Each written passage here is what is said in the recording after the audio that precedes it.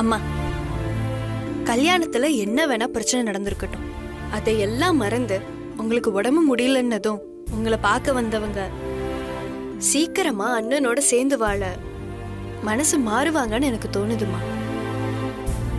எவ்வளோ நாளைக்கு தான் அவங்களும் இப்படி பிடிவாதமா இருப்பாங்க? எனக்கு என்னமோ அப்படி தோணல. சண்மதிக்கு என் மேல இருக்கிற கோவம் அவ்வளவு சீக்கிரமா குறையாதுன்னு தான் எனக்கு தோணுது. நான் நினைச்சது நடக்கணுங்கிறதுக்காக என் மேல அளவு கடந்த நம்பிக்கை வச்சிருந்த ஒரு மனச காயப்படுத்திட்டோன்னு இப்ப எனக்கு குற்ற உணர்ச்சியா இருக்கு.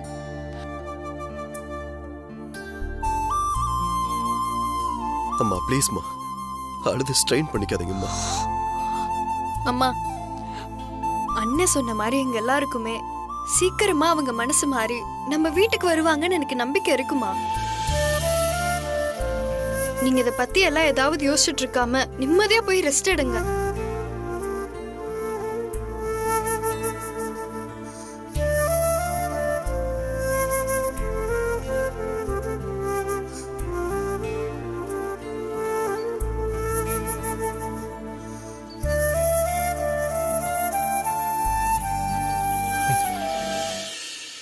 அண்ணா,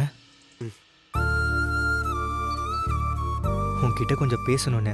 பேசலாமா? சொல்லு ஜீவா.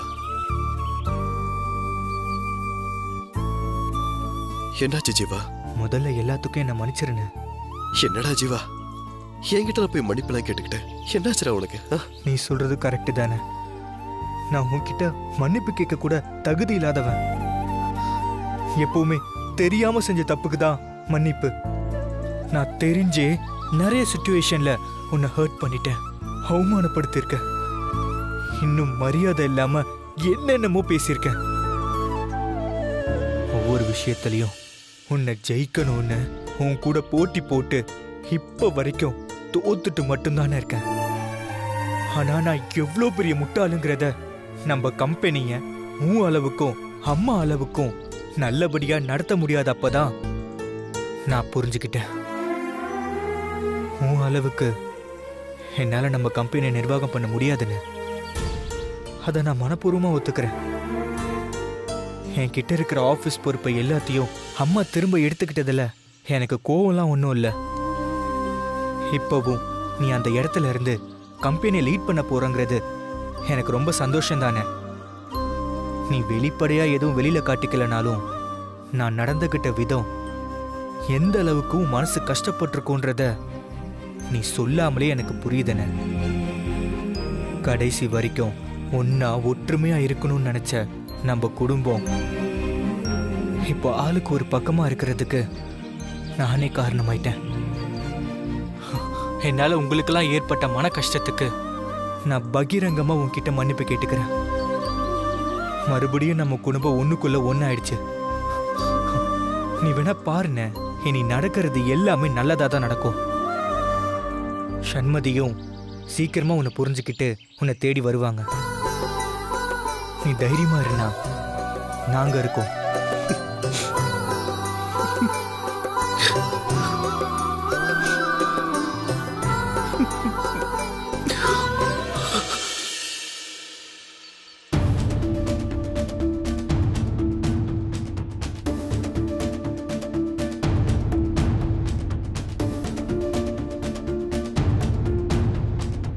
வாங்க. வா கேசவா, உட்காருங்க. வணக்கம். டிஃபன் ரெடி ஆயிடுச்சு, வாங்க சாப்பிடலாம். நான் இப்பதான் சாப்பிட்டு வந்தேன். டேய், நடந்ததெல்லாம் கேள்விப்பட்டிருப்பிய? கேள்விப்பட்டேன். மனசுக்கு ரொம்ப சந்தோஷமா இருக்கு. சந்தோஷமா இருக்குதா? டேய், நீ எந்த விஷயத்தை பத்தி சொல்ற? நான் ஒன்னும் சந்திராயன் விஷயத்தை பத்தி கேட்கல. நம்ம சண்மதி கல்யாணத்தை பத்தி நான் கேட்கிறேன். நானும் அதைத்தான் ஐயப்பா சொல்றேன். எல்லாரும் ராஜேஸ்வரி மேடமும் அவங்க பையனும் உங்களை ஏமாத்திட்டாங்க, பொய் சொல்லிட்டாங்கன்னு சொன்னாங்க. எனக்கு ஒன்றும் அப்படி தோணல. ஏமாந்த எங்களுக்கு தான் அந்த வலியும் வேதனையும் தெரியும்டா கேசவா. என்ன ஏமாந்துட்டா ஐயப்பா? எனக்கு ஒன்றும் புரியல. அந்த ராஜேஸ்வரியும் அவங்க பையனும் எங்களை ஏமாத்திட்டாங்கடா. சண்மதிய 2வது மனைவியாக்கி தாலி கட்டி அவ வாழ்க்கையில நிறுத்த ஐயப்பா. நீ எப்படி சொன்னா அப்புறம் ஊர்ல என்ன சொல்லுவாங்க? சரி, ஏமாத்திட்டாங்கன்னு சொல்றியே, அப்படி என்ன அவங்க ஏமாத்திட்டாங்க? காசு பணத்துக்கு வழி இல்லாதவங்க, நாங்க வசதியானவங்கன்னு போய் சொல்லி அப்படின்னு அவங்க ஏமாத்தி இருந்தா நீ சொல்றது சரி. ஆனா அவங்க அவ்வளவு வசதியும் செல்வாக்கும் உள்ளவங்க. சமையல்காரங்களாகவும் டிரைவராகவும் ஏன் நடிச்சாங்கன்னா சண்மதிக்காக தானே. இதுல ஏமாத்து வேலை எங்க இருந்து வந்தது? நானும் அப்படிதாங்க யோசிக்கிறேன். அம்மா, நீ அப்படிதான் யோசிப்ப. ஏன்னா உனக்கு உலகம் தெரியாது. தப்பு பண்றவங்கள நல்லவங்கன்னு தான் உன்னால சொல்ல முடியும். இத பாருமா, தப்பு சரியில்லாம் நாம நினைக்கிறதுல தான் இருக்கு. ஒருத்தரை நமக்கு பிடிச்சா அவங்க செய்யறது எதுவுமே தப்பா நமக்கு தோணாது. அதே பிடிக்கலைன்னு வையேன், அவங்க செய்யற சின்ன சின்ன விஷயங்கள் கூட நமக்கு தப்பா தான் தோணும். அங்கிள், அவங்கள எனக்கு ஆரம்பத்துல பிடிச்சிருந்தது. ஆனா அவங்க செஞ்ச தப்பான விஷயம். அவங்களுக்கு உன்னை பிடிச்சது நீ அவங்களுடைய மூத்த மருமக மாதிரி இருக்க. அதனால நீ அவங்க வீட்டுக்கு வரணும்னு அவங்க ஆசைப்பட்டிருக்காங்க. அவங்க உங்க அப்பா கிட்டயும் உங்க அம்மா கிட்டயும் கேட்டிருக்காங்க. நீங்க அதுக்கு சம்மதிக்கல. அதனால சமையல்காரங்களாவும் டிரைவராகவும் வந்து உங்களுக்கு அவங்க புரிய வச்சிருக்காங்க. இதுல தப்பு என்னம்மா? அங்கிள், ப்ளீஸ் இனி அதை பத்தி பேச வேண்டாம். எங்க எல்லாரையும் ஏமாத்தி எனக்கு தெரியாம கல்யாணம் பண்ணது தப்பு இல்லைன்னு சொல்றீங்களா? சண்மதி, ராஜிமாவோட முதல் மருமக இருக்கும்போது அவங்க ஒண்ணு ஏமாத்தலையே. சரி, எது எப்படி இருந்தாலும் அவங்க ரொம்ப நல்ல குடும்பம். அந்த அம்மா ஒரு அற்புதமான பெண்மணி. நம்ம எங்க தேடினாலும் அந்த மாதிரி ஒரு மாமியார் உனக்கு கிடைக்க மாட்டாங்க. அந்த பையனும் ரொம்ப நல்ல பையன். எனக்கு அந்த அம்மாவையும் பிடிக்கல, அந்த பையனையும் பிடிக்கல. அவங்கள பத்தி யோசிச்சாலே அவங்க பண்ண துரோகம் தான் எனக்கு ஞாபகம் வருது. ப்ளீஸ் அங்கிள், அத ஞாபகப்படுத்த வேண்டாம். என்ன நடந்தாலும் நான் அவங்க வீட்டு மருமகளா போக விரும்பல. வானதி கேரக்டர்ல சண்மதி கிடையாது அங்கிள். சண்மதி எப்பவும் ஏமாற மாட்டா. சரி ஐயப்பா, நான் வரேன். சரிடா.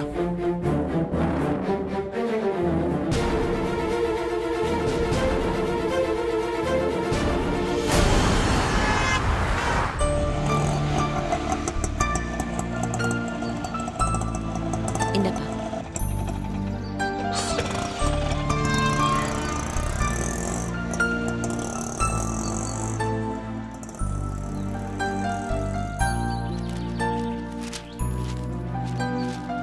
அப்பா, சண்மதி அண்ணியோட அம்மா வந்திருக்காங்க. வாங்க வாங்க வாங்க வாங்க. பார்த்தி, இந்த ரணகாலத்துல இந்த பொம்பளை இப்படி இங்க வந்திருக்கா? அவங்க குடும்பத்துல ஒரு பூகம்பமே வெடிச்சிருந்தோம் இந்த அம்மா இங்க வந்திருக்குன்னா விஷயம் இல்லாம இருக்காதுமா. வெயிட் பண்ண, என்னன்னு கேப்போம். சமந்தி அம்மா எப்படி இருக்காங்க? உள்ளதா இருக்கா. வாங்க வா வா வா வா. வாங்க ம், அத்த, வாங்க அத்த. ம். சமந்தி அம்மா எப்படி இருக்காங்க? இப்ப பரவாயில்ல, ரூம்ல தான் இருக்காங்க. வாங்க ம். வாங்க.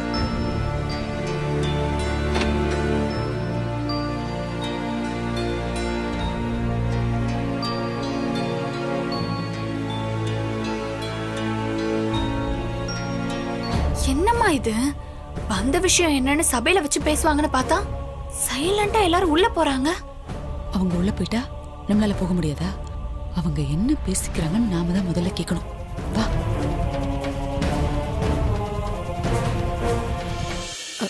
சமந்திமா, சமந்திமா, சமந்திமா.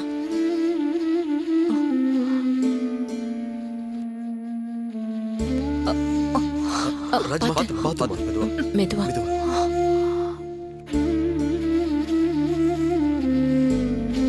சமந்திமா, எப்படி இருக்கீங்க? ஏதோ இருக்கேன்.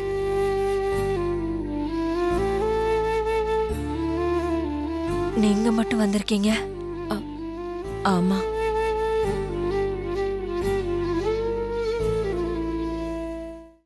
சம்பந்திமா, என்ன மன்னிச்சிருங்க. உங்களோட இந்த நிலைமைக்கு நான் தான் காரணம்னு நினைக்கிறப்போ மனசுக்கு ரொம்ப கஷ்டமா இருக்கு. நீங்க எதுக்கு மன்னிப்பு கேட்டுட்டு இருக்கீங்க? தப்பெல்லாம் எங்க மேலதான். அதுக்கு நீங்க என்ன பண்ணுவீங்க பாவம்? தப்பு உங்க மேலன்னு யார் சொன்னது? எல்லா தப்பும் என் மேலதான். நீங்க எவ்வளவு சொல்லியும் நான் தான் கல்யாணத்துக்கு முன்னாடி சண்மதி கிட்ட எந்த உண்மையும் சொல்லாம மறைச்சிட்டேன். ஒருவேளை நீங்களும் மாப்பிள்ளையும் நினைச்ச மாதிரி அப்பவே உங்களை பத்தின உண்மையை சொல்லியிருந்தா இப்போ இவ்ளோ பெரிய பிரச்சனை வந்திருக்காதோ என்னமோ. கல்யாணம் ஆனா எல்லாம் சரியாயிடும்னு நினைச்சுதான் யார்கிட்டயும் சொல்ல வேண்டான்னு நான் உங்ககிட்ட சொன்னேன்.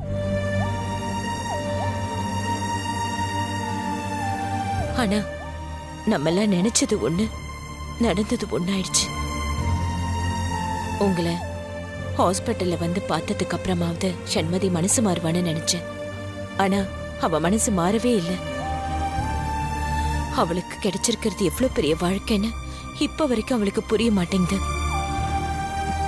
அவங்க அப்பா மாதிரி அவளும் என்கிட்ட பொய் சொல்லிட்டாங்க, ஏமாத்திட்டாங்கன்னு பேசிக்கிட்டே இருக்கலை தவிர உங்க குடும்பத்தோட அருமை என்னன்னு தெரியல அவளுக்கு. இப்படிப்பட்ட புருஷனும் நல்ல குடும்பமும் கிடைக்கிறதுக்கு ஒவ்வொரு பொண்ணும் தவம் கிடக்குறாங்க சம்பந்திமா. ஆனா சண்மதிக்கு இது அதுவா தேடி வந்த வாழ்க்கை. ஆனா அத கூட அவ புரிஞ்சுக்க தெரியாத ஆளா இருக்கிறாளேன்னு நினைக்கிறப்பதான் மனசுக்கு ரொம்ப கஷ்டமா இருக்கு. அப்படியெல்லாம் சொல்லாதீங்க சம்பந்தி.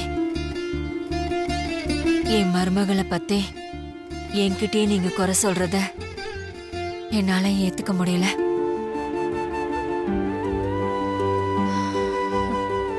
எது சரி எது தப்புன்னு அவளுக்கே தெரியும். எல்லாத்தையும் அவளே சீக்கிரமா புரிஞ்சுப்பா. என்ன இருந்தாலும் உங்க மருமகளை நீங்க விட்டு கொடுக்க மாட்டீங்களே?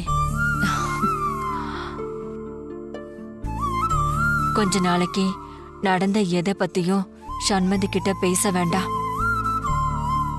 திரும்ப திரும்ப அதை பத்தியே பேசிட்டு இருந்தா அப்புறம் அதுவே அவளுக்கு ரொம்ப கஷ்டமா இருக்கும். கொஞ்ச நாள் போகட்டும், அதுக்கப்புறம் நானே அவகிட்ட வந்து பேசுறேன். சரிங்க சம்பந்திமா.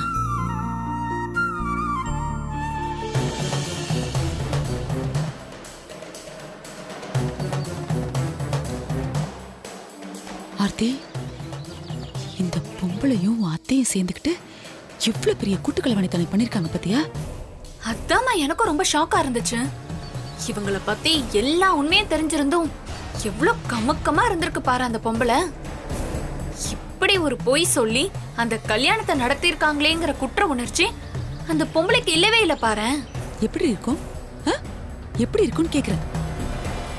உன் அத்தை கஞ்சிக்கே வழியில்லாதல இருந்துகிட்டு பணக்காரின்னு பொய் சொல்லியிருந்தா கோவம் வந்திருக்கும். உன் மாமியார் தான் ஒரிஜினல் பணக்காரியாச்சே, ஏழையா நடிச்சிருக்காங்க. அது போதா அடிச்சது நமக்கு லக்கி பிரைஸ்னு இந்த பொம்பளை கமுக்கமா இருந்திருக்கா? எனக்கு அது கூட ஒண்ணு இல்ல ஆர்த்தி. எப்படியோ இந்த கல்யாணத்தை ஒரு வழியா கெடுத்து குட்டிச்சவர் ஆக்கிட்டோன்னு சந்தோஷமா இருக்கும்போது உன் அத்தை நான் வந்து நேர்ல சண்மதி கிட்ட பேசுறேன்னு சொல்லிட்டு இருக்காங்க. மா அவங்க சொல்லுவாங்க, அதுக்காக இதெல்லாம் நடந்துருமா என்ன? ஏய், என்னடி பேசிட்டு இருக்க நீ? இந்த சண்மதியோட அம்மாவே இதுல கூட்டு கலவாணியா இருக்கும்போது இதெல்லாம் ஏன் நடக்காது? அந்த பொம்பளை சண்மதி கூடவே இருந்துகிட்டு கொஞ்சம் கொஞ்சமா பேசி அவன் மனசை மாத்துறதுக்கு நிறைய வாய்ப்பு இருக்கு.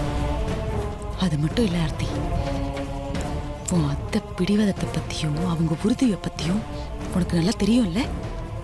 அந்த அம்மா ஒண்ணு நினைச்சதுன்னா முடிக்காம விடாது. கொஞ்ச நாள் பேசாம இருந்துட்டு அதுக்கப்புறம் நேரா கிளம்பி போய் இந்த சண்மதி கையில காலில் விழுந்து அம்மா தாயே மன்னிச்சுட்டு எப்படியாவது வீட்டுக்கு வான்னு சொல்லி கூட்டிட்டு வர்றதுக்கு நிறைய வாய்ப்பு இருக்கு. அந்த மாதிரி மட்டும் ஒரு சந்தர்ப்பம் வந்தது, அதை எப்படி கெடுக்கணும்ன்றதுல நாம உஷாரா இருந்து பாத்துக்கணும்.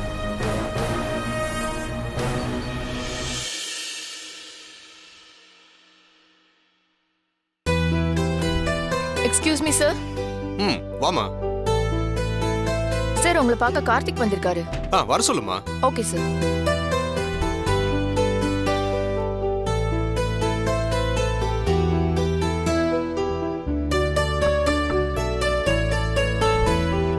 மே ஐ? வாங்க கார்த்திக், உட்காருங்க.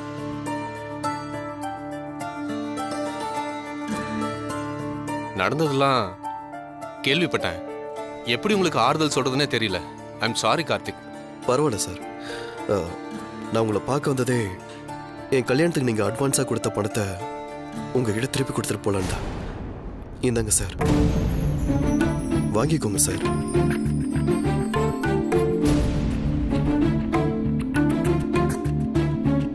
நீங்க யார் என்னன்னு தெரியாம நான் உங்களை என் ஆபீஸ்க்கு டிரைவரா. ஐயோ பரவாயில்ல சார். சண்மதிக்காக நானும் தானே உங்களை தேடி வந்தேன். It's okay. அப்போ நான் வரேன் சார். கார்த்திக் ஒரு நிமிஷம்.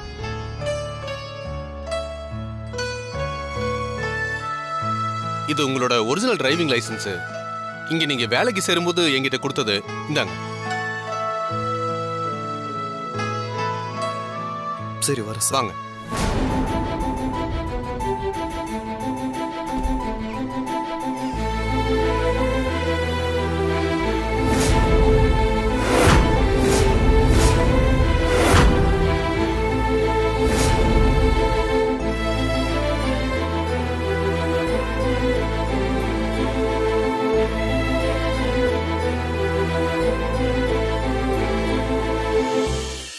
எதுக்கு சார் இந்த மாதிரி ஆளெல்லாம் உள்ள விடுறீங்க?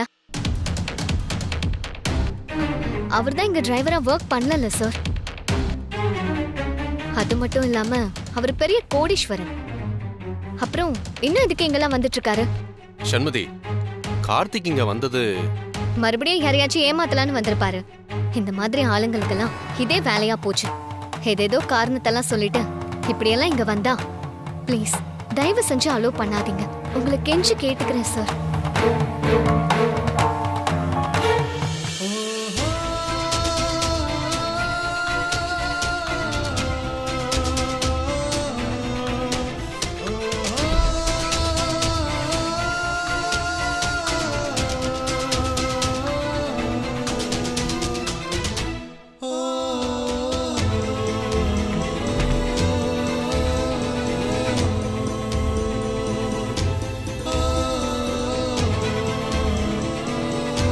சண்மதி, கார்த்திக் இங்க வந்தது உங்க கல்யாணத்துக்காக என்கிட்ட வாங்கின அட்வான்ஸ் அமௌண்ட்டை திருப்பி கொடுக்கறதுக்காக. அது தெரியாம வாய்க்கு வந்தபடி எதுதோ பேசுறியம்மா. பாவம், அவர் மனசு எவ்வளவு கஷ்டப்பட்டிருக்கோம். உங்களுக்குள்ள இருக்கிற பிரச்சனைக்காக கார்த்திக்க இப்படி ஆபீஸ்ல வச்சு இன்சல்ட் பண்றது கொஞ்சம் கூட சரியில்லைம்மா. கொஞ்சம் பார்த்து நடந்துக்கிட்டா நல்லா இருக்கும்.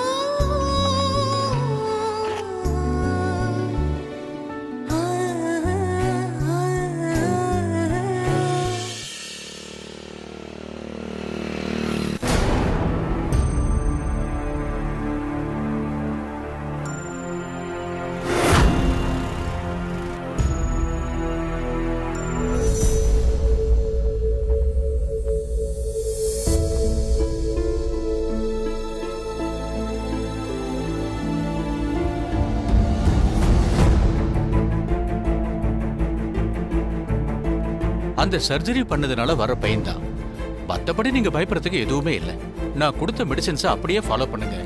எதுக்கும் நெக்ஸ்ட் வீக் ஒரு வாட்டி செக்கப்புக்கு வாங்க. இல்ல நானே கூட வீட்டில் வந்து பார்க்கறேன். பரவாயில்ல டாக்டர், நானே வரேன். Okay, take care. Okay doctor.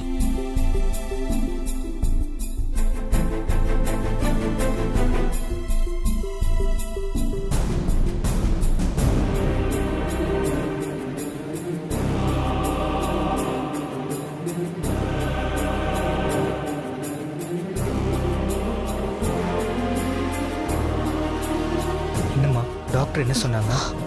இன்னும் கொஞ்ச நாளைக்கு மெடிசன்ஸ் எல்லாம் கண்டினியூ பண்ண சொல்லியிருக்காங்க. மற்றபடி எதுவும் பிரச்சனை இல்லைன்னு சொல்லிட்டாரு. சரிம்மா, கிளம்பலாமா? உடம்பு சரியில்லைன்னா யார்கிட்டயும் சொல்ல மாட்டியாடி நீ? நான் மெடிக்கல்ல டேப்லெட் வாங்கி போட்டா சரியாயிடும்னு நினைச்சேன். எங்க சரியா இருக்கு? உடம்பு எப்படி அனலா கொதிக்குது தெரியுமா? சரி வா, டாக்டர் கிட்ட போலாம்.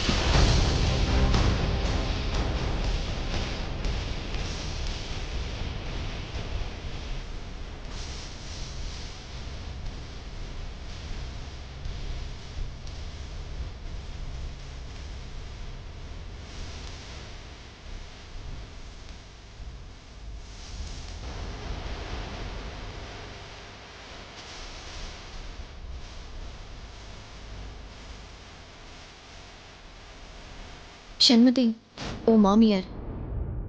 இங்க பாரு, எனக்கு அப்படிலாம் யாரும் கிடையாது. நீ சும்மா இரு. ஷண்மத் போலாம்.